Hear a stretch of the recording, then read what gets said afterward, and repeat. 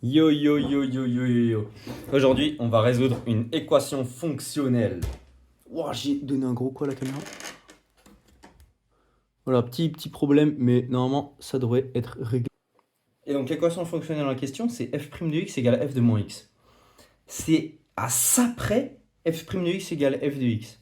Mais il y a un retournement. Donc, f' de x égale f de x, équation classique de solution. Les a exponentielles, a appartient à r. Et là, donc, on nous demande de déterminer f.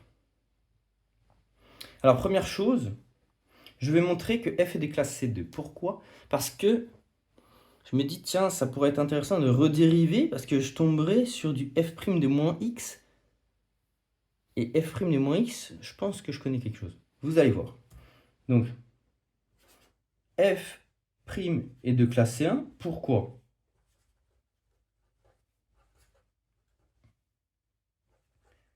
Car f composé avec moins identité est de classe C1. Composé de classe C1. Or, oui, donc voilà. Et f' est égal à f rond moins identité, pour tout x dans R.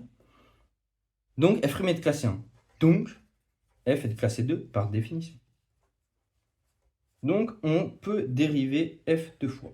Parfait. Prenons donc un x dans R. On sait que f' de x égale f de moins x. L'énoncé. Donc, en dérivant, f' de x égale dérivée d'une composée moins f de prime de moins x. Ok. Maintenant, il y a du f' là. On aimerait l'identifier avec du f' là. Mais comment faire? Eh bien, c'est simple. Pour tout x dans R, f' de x égale f de moins x. Et si j'évaluais cette expression en un réel moins y, disons. Soit moins y, c'est un réel, voilà, je l'appelle moins y. En tant qu'opposé de y. Alors, f' de moins y égale f de moins y égale f de y.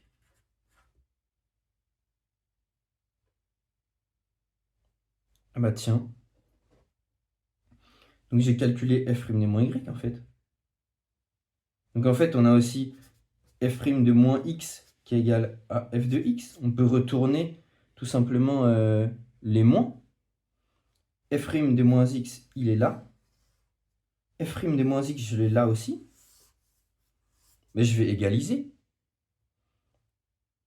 Donc j'aurai tout simplement moins f' de x qui est obtenu là, qui est égal à f de x.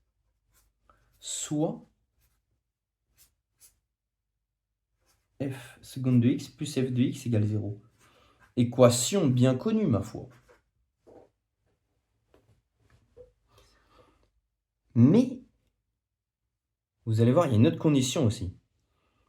Condition initiale, si j'évalue en 0, f' de 0 égale f de 0. Et vous allez voir, c'est... Parce que c'est presque un problème de Cauchy. Parce qu'un problème de Cauchy d'ordre 2, il faut deux conditions initiales. F de 0 et f' de 0. Donc là, on a nos deux conditions initiales, et ce qu'on sait, c'est qu'elles sont liées. Ce sont les mêmes. Donc on va voir que la solution aura seulement 1 degré de liberté, et non pas 2. Donc on résout ça, on sait faire.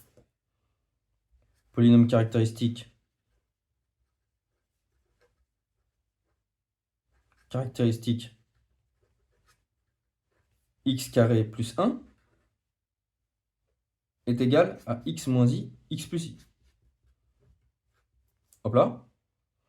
Donc les solutions réelles, c'est quoi? Il existe AB dans R, tel que pour x dans R, résolution classique d'équation différentielle d'ordre 2 linéaire homogène, f de x égale exponentielle de la partie réelle de la racine fois x. La partie réelle, c'est 0. Donc c'est tout simplement 1 fois A cosinus de 1 fois x, le module de la partie imaginaire, plus B sinus de 1 fois x. Ensuite, condition initiale. F de 0 égale A plus B fois sinus de 0, cos de 0, ça fait 1. F de 0 égale A. Ok. Maintenant, calculons f' de x.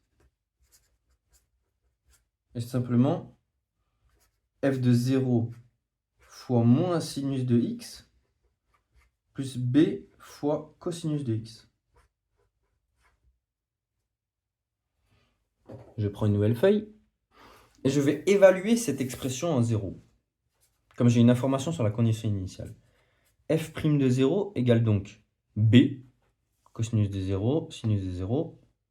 C'est bon. F' de 0 égale b. On a f de 0 égale a et f' de 0 égale b. Or, f de 0 égale f' de 0. Donc, a égale b. Et on se retrouve avec, pour x dans R, f de x égale a fois cos x plus sin x.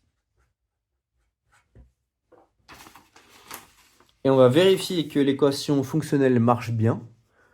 L'équation fonctionnelle que je rappelle, c'était f de prime de x égale f de moins x.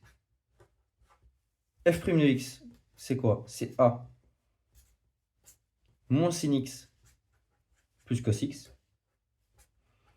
Et f de moins x, c'est quoi? C'est a fois cos de moins x plus sin de moins x. C'est a fois moins sinus x. Ici, on va le mettre devant. Sin est impair, cos est pair. Et on tombe exactement la même expression que f' de x. Voilà, c'est tout pour cette vidéo. Merci d'avoir regardé.